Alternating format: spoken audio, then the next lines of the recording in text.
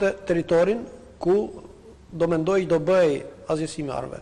Sepse gjithë procesi, gjithë specialistët, gjithë shka do të ishte e mbështetur financiarisht dhe me ekspert tjerë. Kështu që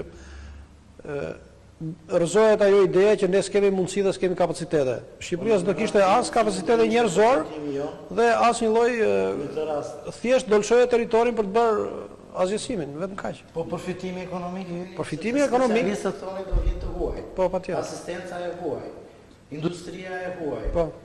Atëherë të lutem përfitimi ekonomik i joni. Përfitimi ekonomik është ai që tha kryeministri që është, nuk po e them unë përfitimin ekonomik.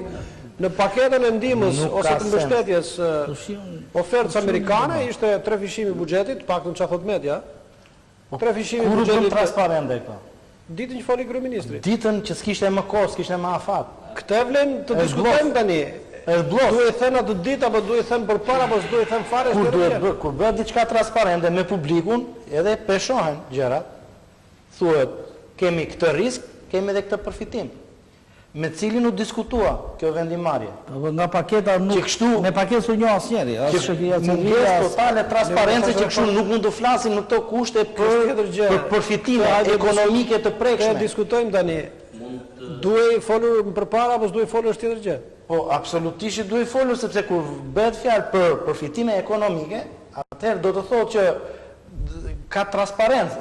Kemi këtë përfitim ekonomik, kundrejt kësaj gjëje që është risk. Po pikërisht gjë e keqe. Me këtë diskutuar transparenca shkoi popullin protestë. Dhe pse ne duhet të besojmë që ka përfitim ekonomik në këtë mes? Përse? A e dëgjuam nga ambasadori amerikan në një intervistë më parë që do të 3 fishohet buxheti i Shqipërisë? Absolutisht jo. U dha në Top Channel. Po ishin. Te Sokol Balla. Çfarë përfitonte vendi im nëse do të realizonte këtë projekt? Ishin 4 pika, të lutem.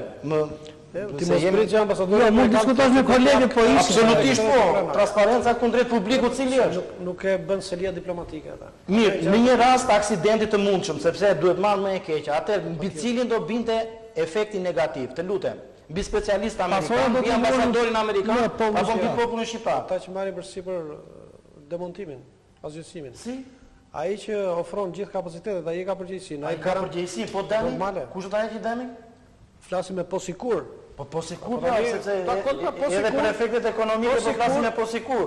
Sepse po shtrohemi këtu bëri mirë apo bëri keq. Nga ajo po sikur që tham ne, i tha stop, jo.